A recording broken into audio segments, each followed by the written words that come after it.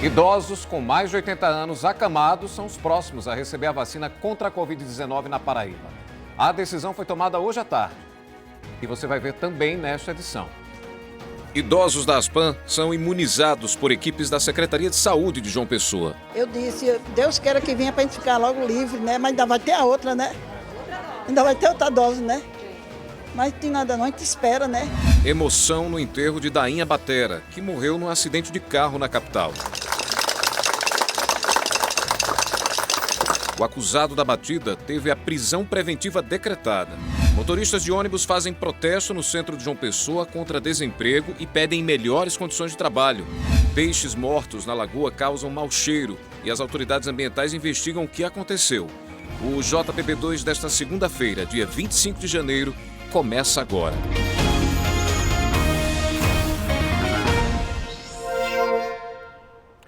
Olá, boa noite para você. A Justiça aceitou o pedido de conversão da prisão em flagrante para prisão preventiva do homem acusado de fugir da polícia, bater num carro e provocar na hora a morte do baterista da banda Tuaregs. O enterro de Dainha Batera foi hoje à tarde no cemitério Santa Catarina, no bairro dos Estados, aqui em João Pessoa.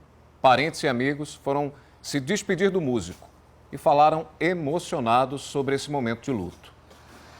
A gente está sem acreditar, né? É uma ficha que não cai, estava falando para a Jefferson agora, a sensação que a gente tem parece que morreu a banda, sabe? Uma parte dela. É uma situação muito difícil. A gente só quer que seja feita a justiça, sabe?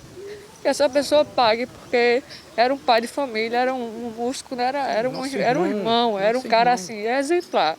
E vai deixar um buraco enorme na banda. Muito. É um festival que vai fazer muita falta na vida da gente. O cara da paz, que gostava de apaziguar, gostava que a gente sempre estivesse em paz, alegre e feliz. E também com o nosso trabalho, que é a música, né? Vocês músicos se despediram dele com um instrumento de trabalho dele, não é isso? Exatamente. O Dainha sempre foi um cara dedicado no trabalho dele, com a família dele, com a música. Como Janaína já disse, um cara excepcional, né? O Dainha é um cara excepcional.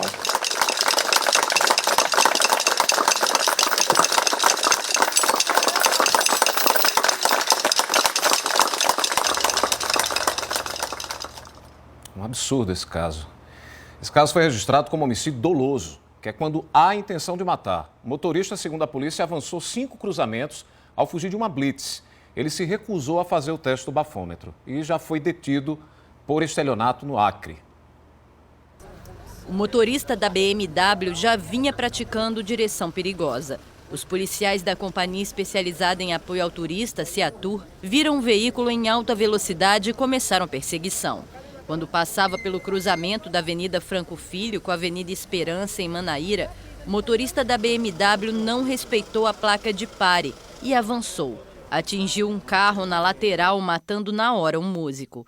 O condutor da BMW responde a um processo por estelionato no Acre e estava em João Pessoa há 4 meses com a mulher, que chegou no local logo em seguida. Ele informou que só por não estar habilitado havia fugido. A gente não está com nenhum documento dele mesmo, mas assim, puxando pelo nome que ele deu a gente, ele já informou também a gente que é estelionatário no Acre.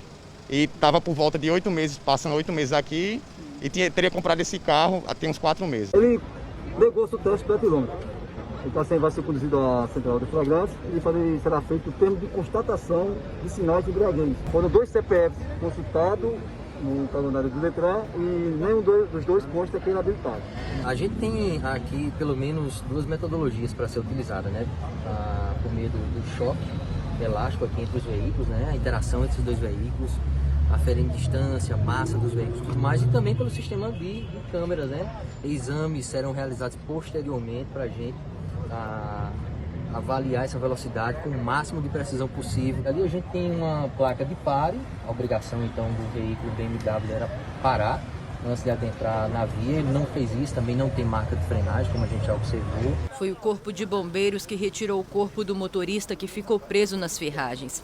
Já o motorista que teria provocado o acidente foi levado para a central de polícia da capital. Ele preferiu fugir, né, passando em pelo menos 5 cruzamentos, sem que tivesse a preferencial em altíssima velocidade e assumindo o risco total de produzir resultados desastrosos, como de fato aconteceu, E diante de toda a descrição dos depoimentos e de fotos e algumas imagens que nós coletamos, nós chegamos à conclusão de que ele, na verdade, cometeu homicídio doloso, né, por dolo eventual, por ter assumido o risco de produzir o resultado e, mais do que isso, por ser indiferente a esse resultado, né, que ele acabou causando. Ele e também a sua esposa já foram presos no estado do Acre, notadamente, do Tocantins também, sempre por crime de estelionato, o que nos leva a crer que eles podiam também estar aqui praticando esse tipo de crime. Um carro com várias adaptações para rachas e corridas de arrancada, e já estava em alerta todas as forças de segurança com relação a esse indivíduo.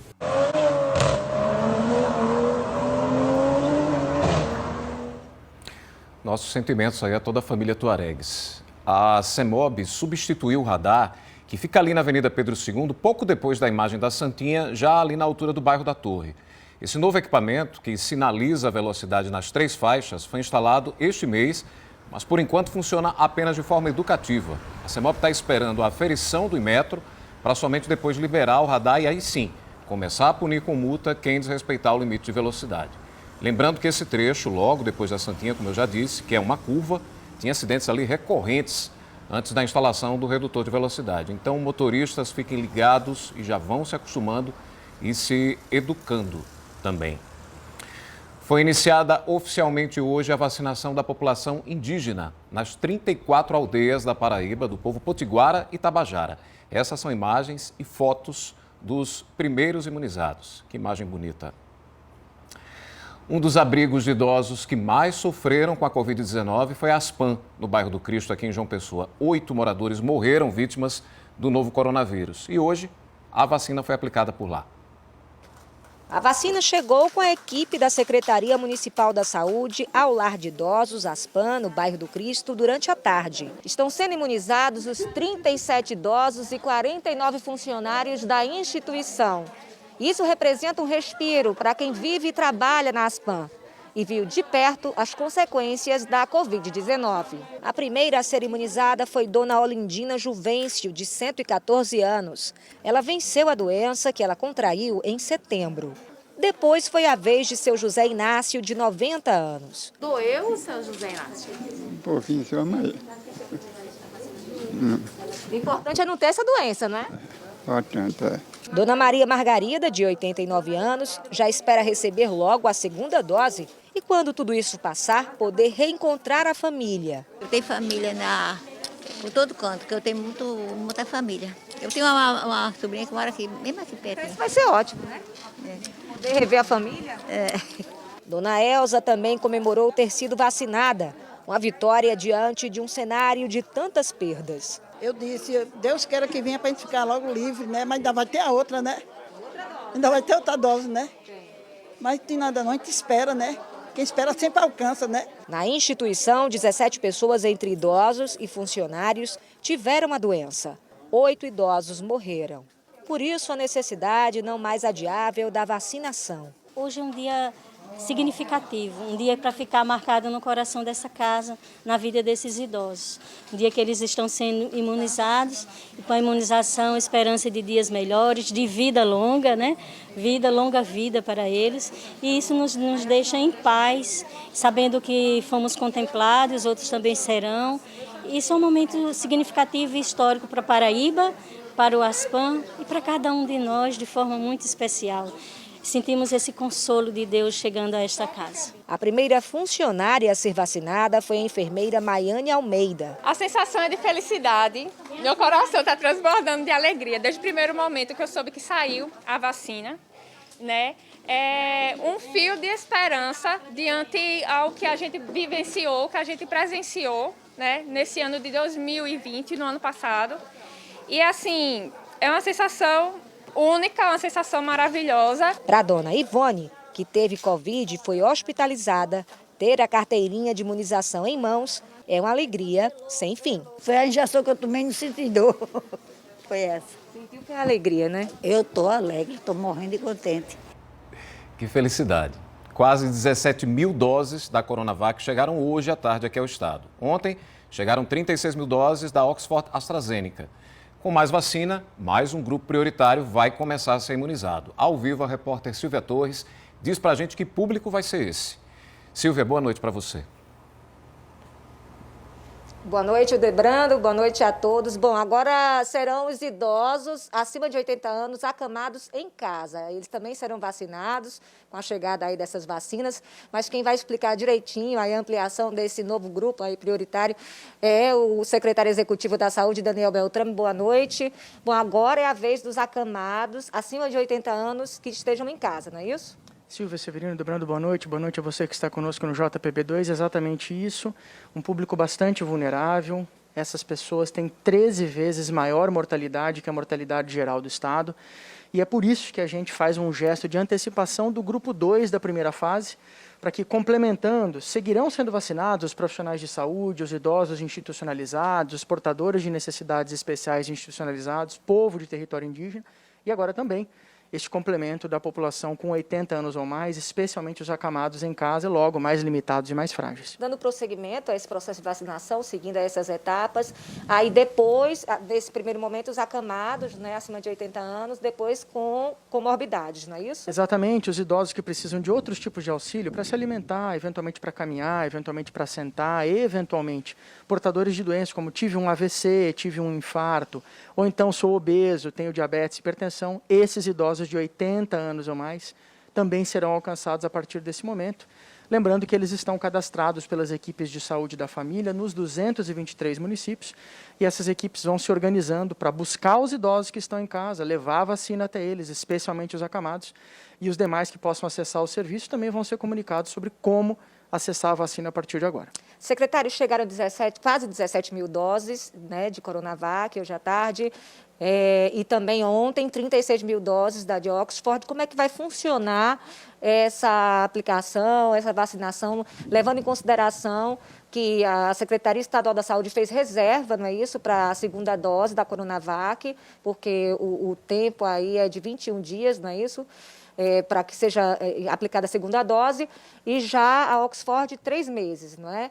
Mas já vão aplicar tudo da vacina de Oxford? Como é que vai funcionar? Ou vai ter reserva? Os 2 lotes de Coronavac, de 114.880 e 16.600, que é o mais recente, estão reservados às segundas doses, então que você que tomou, não se preocupe, a sua dose está garantida, certo? No caso, são 28 dias entre uma dose e outra, por isso a reserva, enquanto nós aguardamos novos lotes de Coronavac. Para Oxford e Fiocruz, até 120 dias para a segunda dose, então nós vamos aproveitar essas 36 mil doses para vacinar o máximo de pessoas possível, porque vai haver tempo hábil para que nós possamos garantir essa segunda dose da vacina da Fiocruz. Então estão confiantes que vem vacina, né, da Oxford para completar aí durante esses 3 meses para chegar a tempo de aplicar a segunda dose. Nós estamos considerando que os calendários da Fiocruz para o primeiro semestre no Brasil são de aproximadamente 100 a 110 milhões de doses mais que suficientes para a gente conseguir garantir essas segundas doses dessas primeiras 36 mil. Bom, há um caso de reinfecção que está sendo investigado de uma grávida com 22 semanas, né? O que é que o senhor tem de informação a respeito desse caso? Que testes estão sendo feitos? Que exames estão sendo levados em consideração? Uma vez que a pessoa tenha 2 exames de PCR, uma com o primeiro sintoma e um segundo, depois que volta a ter sintoma, todo mundo passa por análise de reinfecção. Então, estamos analisando agora a pesquisa genética junto da Fiocruz para entender se são 2 coronavírus diferentes. Mas é importante lembrar, Silvio, o LACEN, primeiro laboratório de saúde pública da América Latina a identificar um caso de reinfecção, foi ele que comprovou um elemento muito importante para a história da pandemia, acabou de identificar nesse primeiro caso uma mutação viral, né? O mesmo vírus mutado da África do Sul foi identificado nesse primeiro caso. Isso não é motivo de alarde, não é motivo de desespero, é motivo para que a gente tenha exata impressão e clareza de como a Paraíba está preparada para conhecer todos os aspectos da pandemia e, com eles, tomar boas decisões para proteger as pessoas. Ainda falando sobre a mutação do vírus, qual é a situação hoje da Paraíba em relação à variante do vírus? Muito bem, as variantes estão circulando em todo o país. Nós tivemos uma primeira linhagem europeia que chegou até o Brasil. Ela se disseminou basicamente da região sudeste, vindo especialmente do estado do Rio de Janeiro para o nordeste brasileiro. As variantes que circulam aqui são as conhecidas 28 e 33, e a gente já pôde identificar uma mutação dessa variante de número 28. E o vírus é assim mesmo, bem como o vírus da gripe. O vírus da gripe também muta demais. Ele vai se mutando para tentar ficar especialista em nos infectar e infectar o maior número de pessoas possível. Por isso mesmo que é fundamental que você tome vacinas, porque as vacinas são um escudo que impedem que o vírus chegue até você, te cause mal e impede também que o vírus vá circulando demais entre nós. Ok, muito obrigada, secretário. E o Debrando? Muito obrigado, Silvia. Obrigado pelas informações. A Secretaria de Saúde divulgou no fim da tarde de hoje os novos números da pandemia aqui na Paraíba. Vamos acompanhar os números agora. O número de mortes por complicações da Covid-19 chegou a 3.991. Foram 11 novas mortes neste boletim, sendo 10 delas nas últimas 24 horas. Ontem foram outras 12 mortes. Já são 184.907 casos confirmados de Covid aqui na Paraíba. Hoje foram 1.181 casos novos. Detalhe, esse é o maior número para uma segunda-feira desde o começo da pandemia. O antigo líder de casos numa segunda foi o dia 15 de junho, com 655 casos, um número bem menor, inclusive, que o número de hoje. Ontem, também um recorde negativo, maior número de casos para um domingo desde o começo da pandemia da Covid-19. Foram 819 novos casos. Antes, o domingo com mais casos tinha sido o anterior, o dia 17 de janeiro, com 783 casos. Com esses novos dados, a Paraíba atinge uma outra marca expressiva. É a primeira vez desde 5 de agosto de 2020 que a média de casos por dia passou de 1.000. São 1.009 casos diários na média dos últimos 7 dias. Em comparação com 14 dias atrás, quando a média era de 710, temos então uma alta de 42%. Na média móvel de mortes, a Paraíba está em estabilidade. A média é de 13 mortes por dia nos últimos 7 dias. Há 14 dias, essa média era de 14. A variação é de menos 7%. Segundo os especialistas, isso não representa nenhuma alta, nenhuma queda no número de mortes. A ocupação de leitos de UTI chegou a 51% no fim de semana e se manteve hoje. Na região aqui de João Pessoa, aumento de 52% para 56%. Em Campina, de 57% para 60%. E no Sertão, uma queda de 68% para 60%. O número de recuperados chegou a 138.690. A gente vai aqui a uma pausa agora e depois do intervalo a gente mostra que autoridades ambientais investigam o que teria provocado a morte de vários peixes da lagoa do Parque Solon de Lucena. Até já.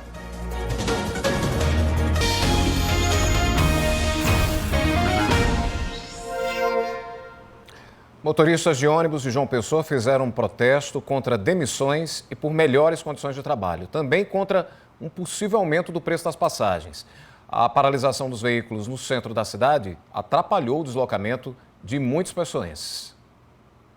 Em torno de 40 ônibus pararam no Parque Solon de Lucena às 8h30 da manhã como forma de protesto dos motoristas. Pelo menos 20 linhas das que passam aqui pelo Parque da Lagoa foram afetadas diretamente com a paralisação. Os motoristas se mobilizaram com uma pauta de reivindicações. Eles estavam contra um novo aumento de passagem e a perseguição dentro das empresas. A gente tem alguns pontos, que são as demissões, certo? Em massa, mesmo com a ajuda financeira de prefeito, de governador, do governo federal. Somos contra esse aumento de passagem. Os ônibus estão andando super lotados, com alto nível de possibilidade de pegar um Covid-19. Nas paradas de ônibus, quem precisou do serviço se sentiu prejudicado. É um direito, né, reivindicar, mas só que prejudica outras pessoas, né? A intenção do protesto foi de deixar os ônibus parados até às 11 da manhã, mas a direção do Cintur esteve no local para buscar uma negociação. Perseguição é algo que a gente vai esperar que eles